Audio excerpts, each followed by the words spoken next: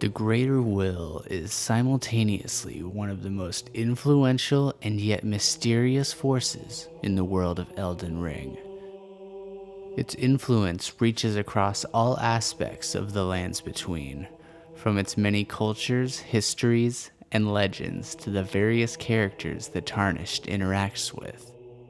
It is identified as the embodiment of order, and legends passed down through the Golden Order claim it is responsible for the seeding of the world itself, introducing the Elden Ring in the form of a golden star bearing a beast. But for an entity that is claimed to have such grand omnipotence, we are told very little about what its nature actually is. Many have theorized that it is an outer god, akin to the likes of the nameless outer god of Rot, the formless mother of Moog, or even the barely mentioned outer god of Death, of whom the Twin Bird is a vassal of. Others believe that it is a different class of entity entirely, one who rules above the outer gods, or that is analogous to Yahweh, the god of Christianity, with Marika as its version of Christ. There is supporting evidence for all of these views, and I have cycled through each of these ideas myself. However, in my opinion, none of these theories fully explain the Greater Will's nature and behavior. I will briefly discuss these views and where I think they fail to explain this mysterious entity before presenting another theory, that the Elden God, who is Queen Marika in this age, is the Greater Will. Special shout out to content creator Quaylog for introducing this idea to me in one of her live streams. Go follow her, she is amazing on Twitch and YouTube. And thanks to her awesome community for mulling over these ideas with me. I also want to shout out Smotown and Garrulous Goldmask for their videos talking about the Greater Will, the Outer Gods, and the Golden Order. First, let's examine what we know about the Greater Will and what we can deduce from its reported actions, with the assumption that it is its own separate entity apart from Marika. As witnessed by the 4 Elden Lord endings of the game, the Greater Will does not seem to care what kind of order is enforced in the lands between. We can repair the Elden Ring in 4 different ways: by mending the fractured Elden Ring, or introducing new runes that fundamentally change its shape. Those being the rune of the Death Prince, the rune of the Fell Curse, and the rune of Perfect Order. And by extension, changing the order that defines the lands between. At this point, we have overthrown Marika and Radagon, and destroyed the Elden Beast, the embodiment of the Elden Ring's order and, quote, vassal of the Greater Will. And the Greater Will makes no effort to step in and enforce its will. For clarity, a vassal is described as a holder of land by a feudal tenure on conditions of homage and allegiance. Going by this definition, the Elden Beast is not the embodiment of the Greater Will itself, but a creature subject to the order defined by the Elden Ring. Therefore, it is not a stretch to assume that the Elden Beast is reformed after we reforge the Elden Ring, and the next being who wishes to overthrow our order will have to kill our version of the Elden Beast. All this to say that the Elden Beast is not the same as the Greater Will. I think that is common knowledge at this point. But before I get too far off topic, I will return to the Greater Will, which, as I stated above, has no say or opinion on which kind of order we impose.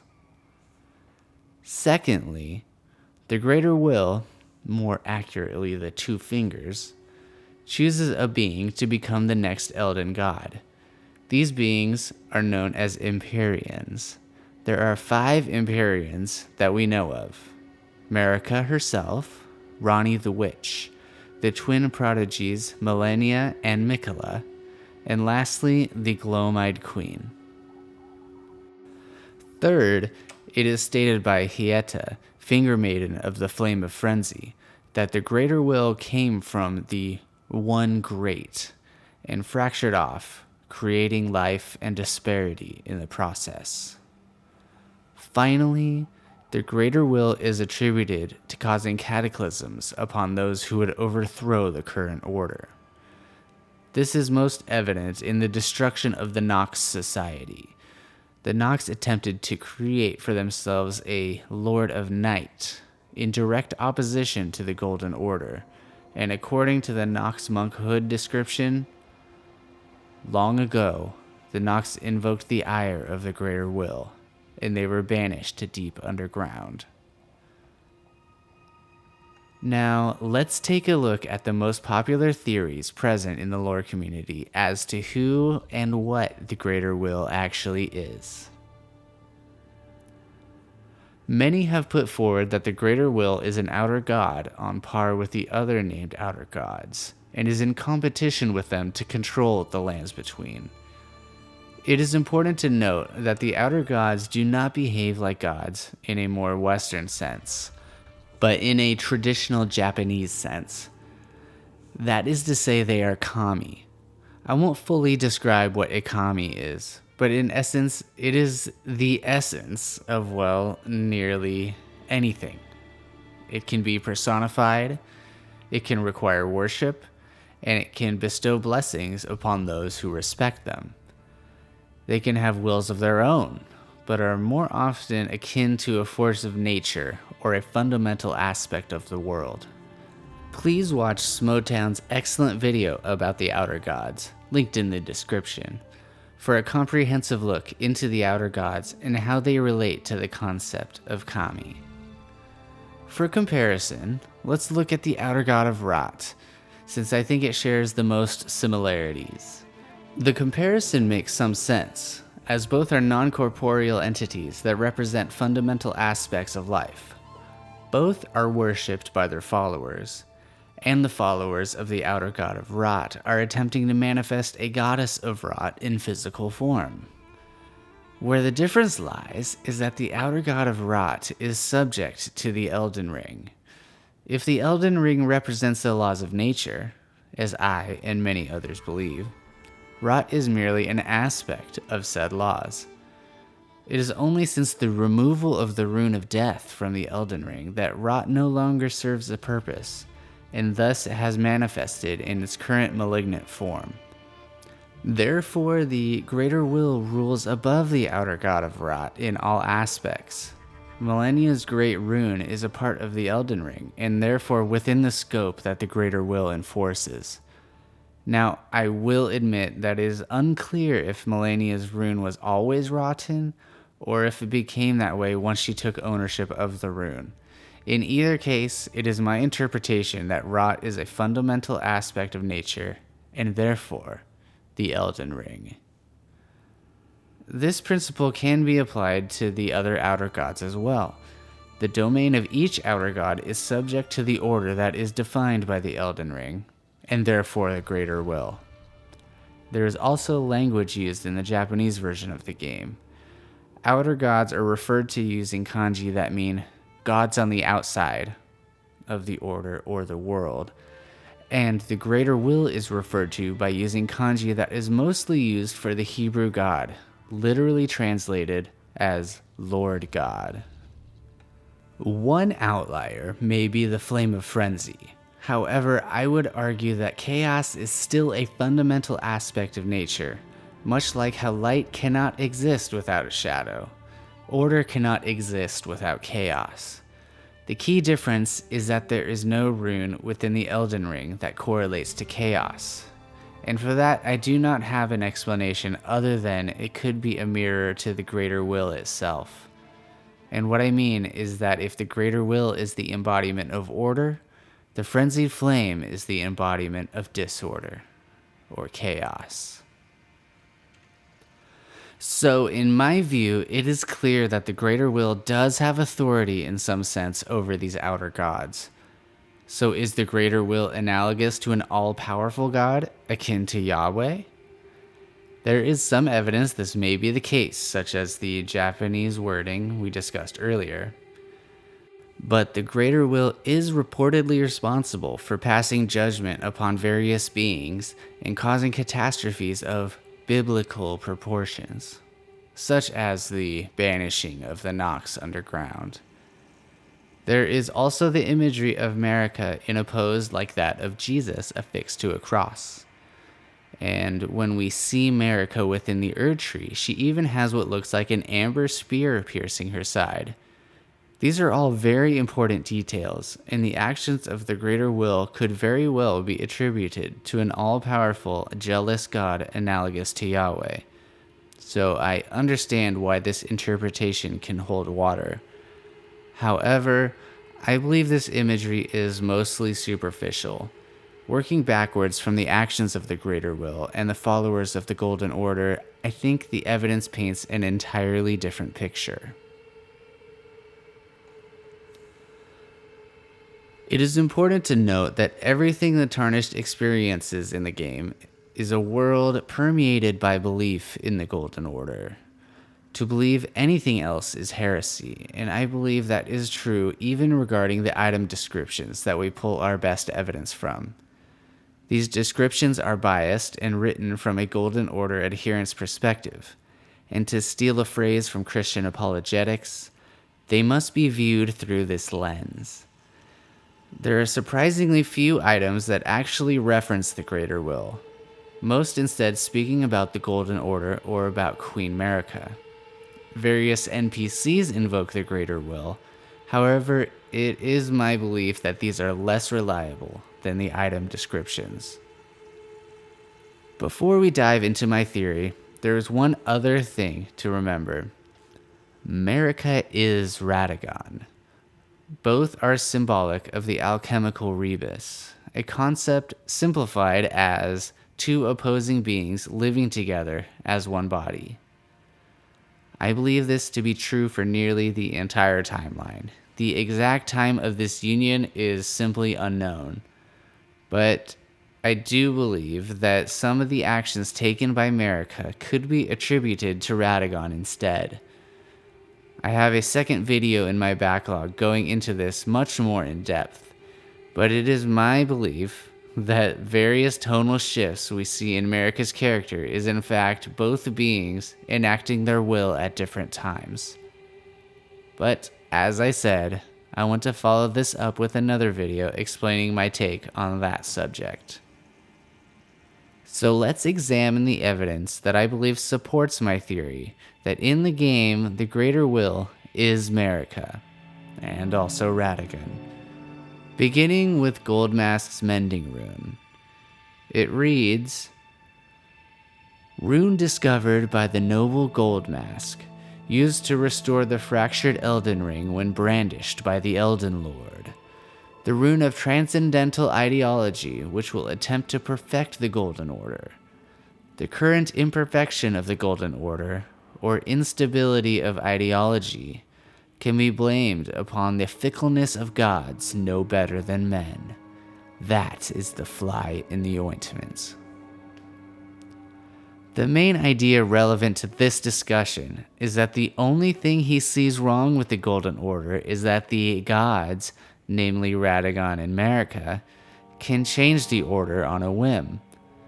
He could not be possibly referring to the outer gods, as there is no evidence of them attempting to mend the Elden Ring at this time. He probably isn't referring to the greater will either, since he, being a Golden Order fundamentalist, believes the greater will to be above Marika. There is also the wording used. The greater will is never actually referred to as a god in the English localization. Only God Queen Marika has that title. Next, let's talk about the opening cinematic. We see Marika shatter the Elden Ring and Radagon attempting to repair it, both becoming stone in the process. It was at this moment that something occurred from the outside perspective. Marika disappeared from the world. She was described as a very public figure up until this moment, and at the exact time as her disappearance, it is said that this led to Abandonment by the greater will. Coincidence, maybe? Let's move on. It is said in the English localization that the greater will banished the eternal cities underground. Their sin, admittedly an assumption on my part based mostly in their crafting of the Fingerslayer blade and the black knives, was wanting to create a Lord of Night to put on the throne. The Nox monk hood reads, "Long ago, the Nox invoked the ire of the greater will. They were banished deep underground. Now they live under a false night sky, in eternal anticipation of their liege, of the coming age of the stars, and their Lord of Night." This doesn't seem in line with what we think we know about the greater will, since as we established before, if the greater will is a divine being apart from Marika, it doesn't care what kind of order is imposed. There is nothing suggesting that the Eternal Cities want to destroy the Elden Ring. They wanted to gain control over the lands between by installing their own Elden Lord. This makes most sense that it was Marika, or Radagon, who sought to bring the Eternal Cities to their knees, as the ruling class and their order was being directly threatened by the Nox's ambitions. The two fingers supposedly relay the messages of the greater will, yet after the Tarnished defeats King Morgott and finds Radagon's barrier, the fingers are silent. Any of the finger readers says that thousands, if not tens of thousands of moons must first pass before they get an answer. From this we can glean that they are not directly communicating with anyone, and that their messages are more akin to recordings. We also know that it was Marika who restored grace to the Tarnished, and that she gave instructions to Master Smith Hugh to forge a weapon to slay a god. This all implies that the shattering of the Elden Ring was not a moment of passion, but that it is a grand plan that Marika had been preparing for. It would follow that the words that the two fingers relay to us were those of Marika, weaving a plot for the Tarnished to follow.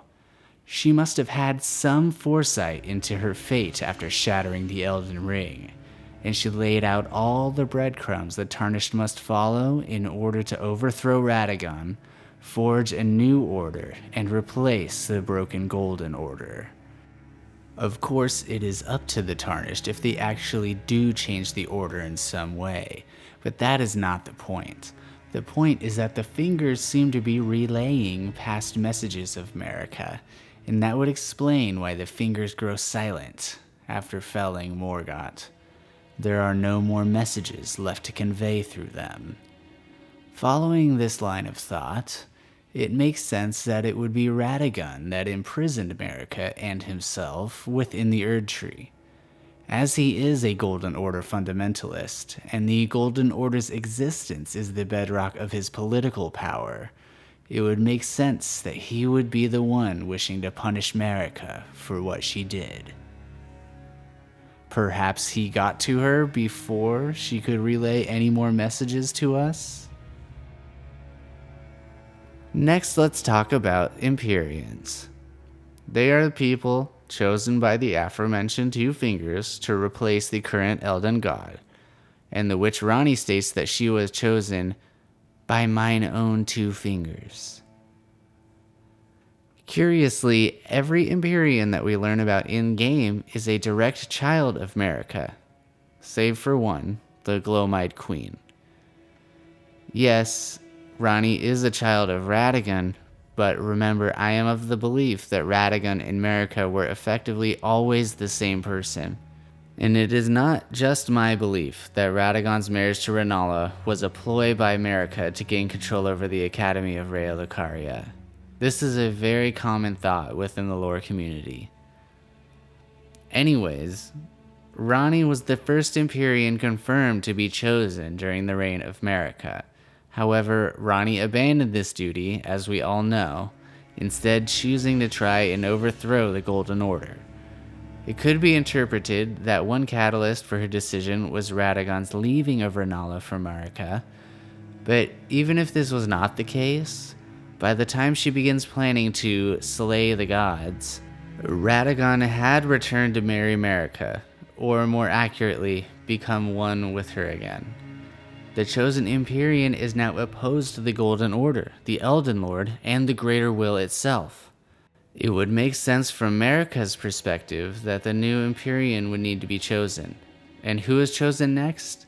Why, Marika and Radagon's children, Miquella and Melania. Maybe it's a coincidence that every Empyrean met in the game is a child of the current ruling Elden God.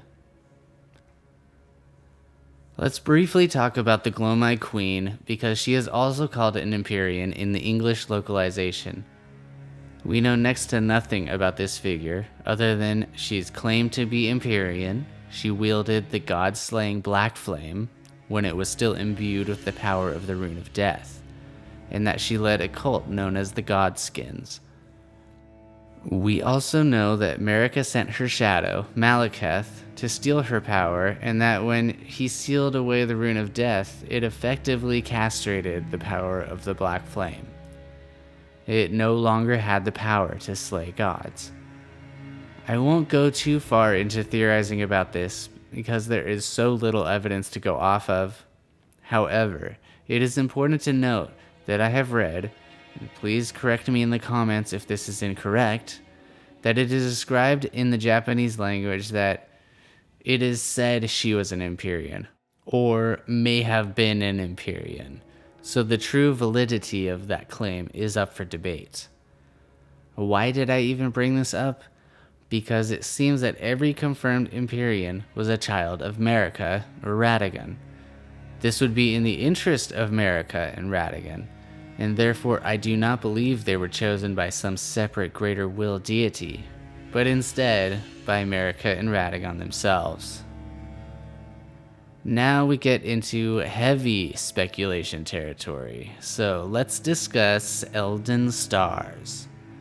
The Elden Stars incantation description reads, "It is said that long ago, the Greater Will sent a golden star bearing a beast into the lands between, which would later become the Elden Ring." Right off the bat, you may think this refutes my theory completely. You may say, the Greater Will sent the golden star. It couldn't have been Marika. Well, I am getting to that. It is my interpretation that this is describing panspermia, the introduction of life into the world.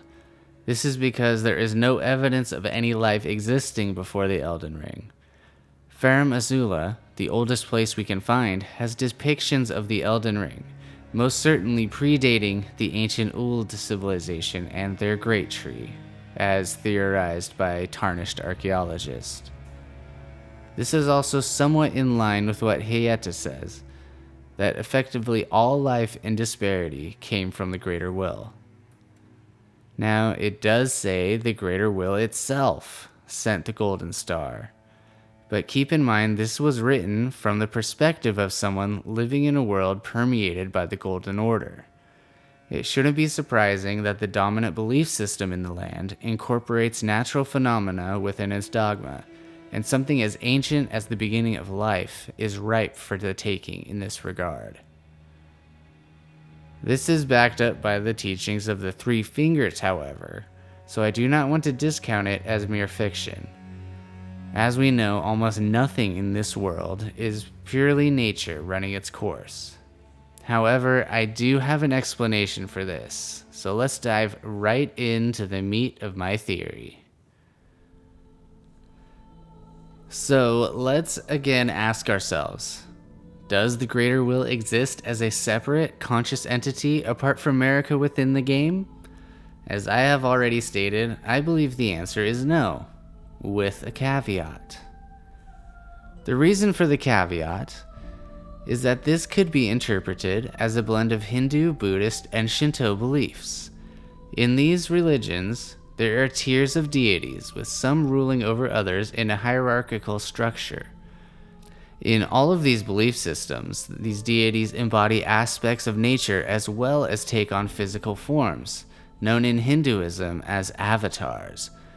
The avatar of a deity can manifest with different forms and names. I see this as a very likely explanation. The Elden God is the avatar of the Greater Will.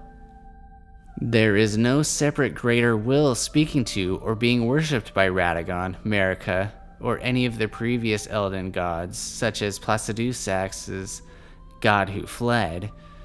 They are the avatars that this concept of order has manifested as within the world. One thing to note about avatars, it's not a facsimile of any given god, it is literally that god given form. These avatars can be fickle, as Goldmask would describe them. And so with all of this in mind, I think this is the most comprehensive explanation. This explains why all of the actions of the Greater Will within the Age of Marika are more easily attributed to Marika and Radagon. They are the Greater Will in this age.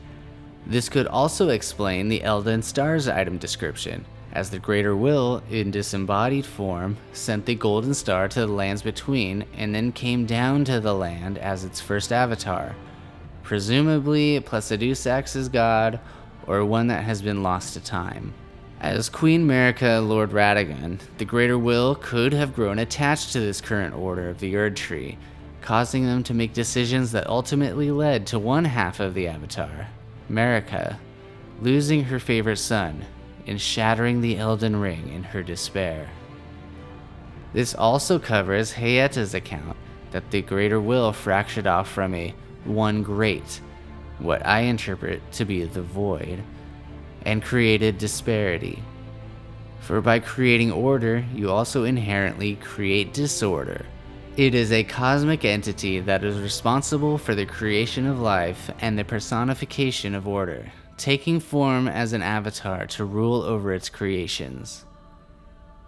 The avatar theory provides another explanation for the character of the Greater Will, as to why it doesn't care what order the Tarnished chooses at the end of the game. The fact is that the Greater Will did care. Radagon, its avatar, wanted to preserve the Golden Order and his control over it at all costs. This explains why he attacks us. When the Tarnished enters the Erd Tree and defeats Radagon and the Elden Beast, the Avatar is literally crumbling to ruins. It is effectively, by all accounts, dead. And that was in fact Mastersmith Hugh's goal, given to him by Marika. Forge a weapon to slay a god. Radagon, its last remaining half of the Avatar, had been slain, and therefore in this moment, its Greater Will is dead. But order as a cosmological concept cannot be killed. The Tarnished then can place Marika's head back on her body and claim the Elden Ring for themselves. And if they choose to mend it, order is restored. The future of the lands between becomes what they will it. The Tarnished becomes both the Elden Lord and a proxy to, or perhaps the new, Avatar of the Greater Will.